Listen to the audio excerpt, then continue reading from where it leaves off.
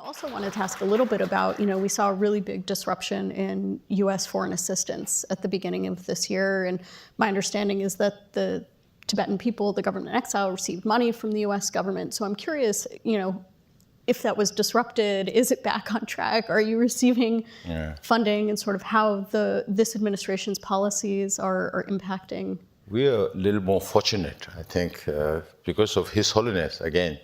Because of His Holiness, we have many friends in the Congress, on both sides of the aisle, in both houses.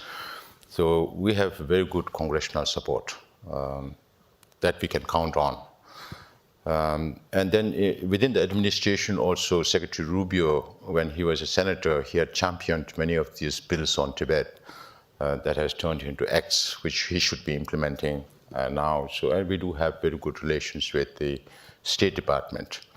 There was no formal announcement, but we believe that the Special Coordinator for Tibetan Issues have been appointed.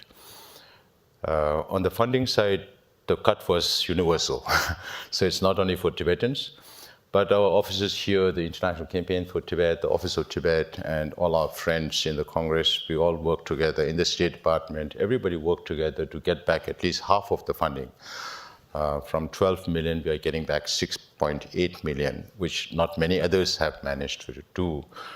And we are also happy to say that we have the provision for budget in the 2026 budget, which will be passed today in the House and then signed by President Trump into a law. And there is a new wording in the appendix that says that for the purpose of the act, the Central Tibetan Administration would be considered the Tibetan government in exile. So this is also one step forward. So we are trying to reach to all the political parties, and every political party has been supportive. And all the institutions are also supportive. We are also reaching out as much as possible. So we are a bit safe. The Trump administration's policies around international religious freedom, which they've talked about quite a lot, and its policies towards China and the region as impacting the Tibetan people, the government in exile. On religious freedom, it's a core value of the American democratic system.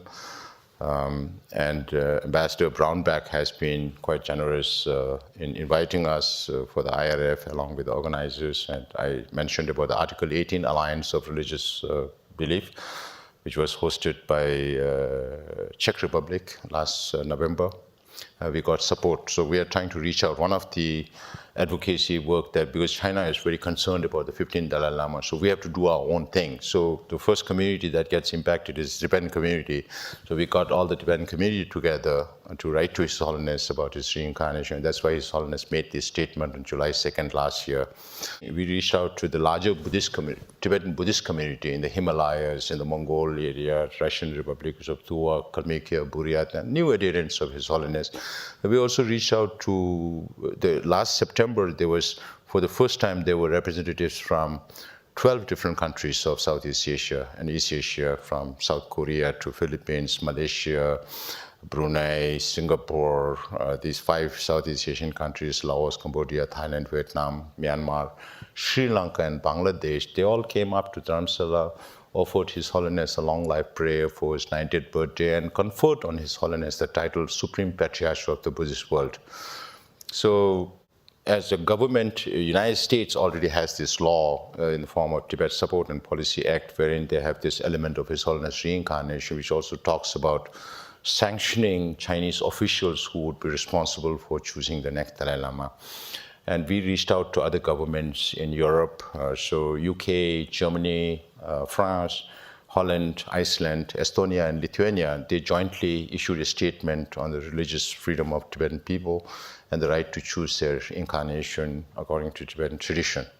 I did want to ask you a little bit more about questions of succession, because I think, His Holiness the Dalai Lama is 90 years old, and you've talked about sort of the Chinese government's desire. They've said they'll maybe select the next Dalai Lama. So what happens in a world where maybe there are 2 that are put forward as a successor? What are some of the challenges you see, and how do you think that will impact sort of religious freedom and regional stability.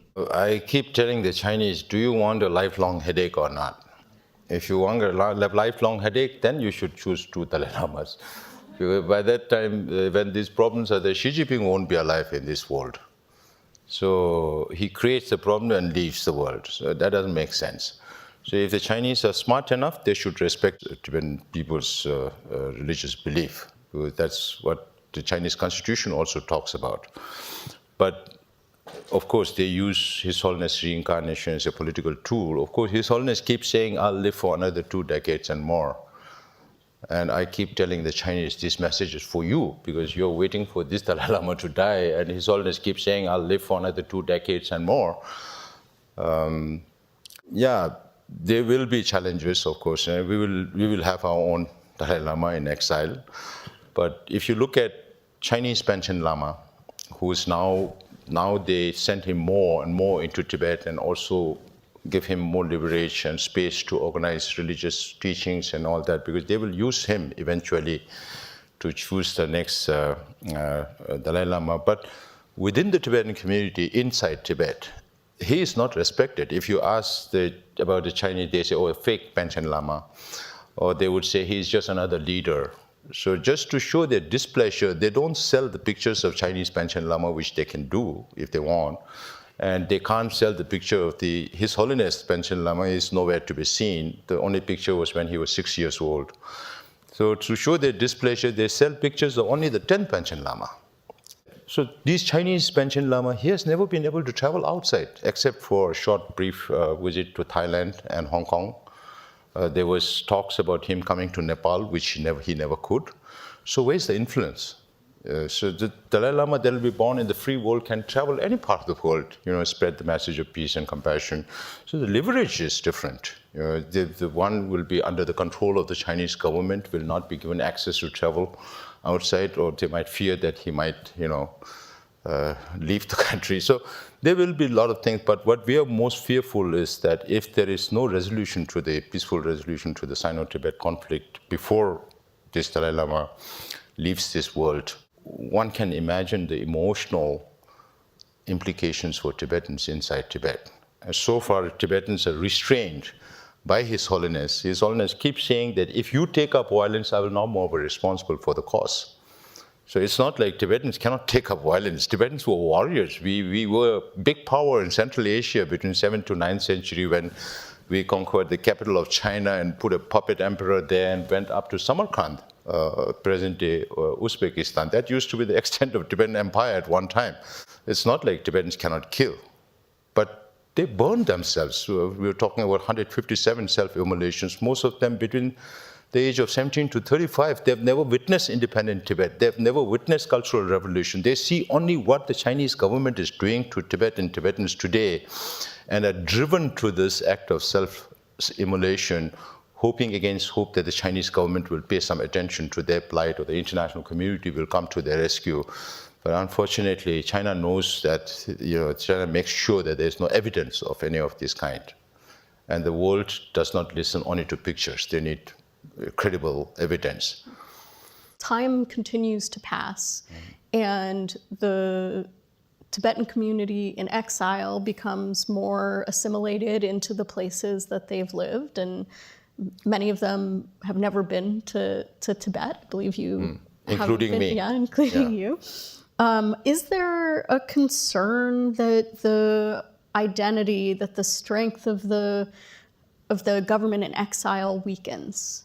And what happens sort of over time as people either lose the connection to Tibet, or there's continued repression? So there are some things that we are doing and we need to do, including strengthening the relationship between the Tibetan leadership and the general public, because His Holiness does not travel as much as he used to before. So our job is to keep the Tibetan flock together in these 27, 30 different countries. So that's why, as a political leader, during my time, I traveled to every settlement 2 times to meet with the population, to make sure that the Tibetan population is in tune with the Central Tibetan administration. And one of the things that we also need to do is institutionalize our relationship with governments. Right now, wherever we travel, we receive little respect from governments and parliamentarians because of His Holiness the Dalai Lama. So now when His Holiness is alive, we have to institutionalize our relations with governments that will set a precedent for the governments to follow for another 15, 20 years down the line.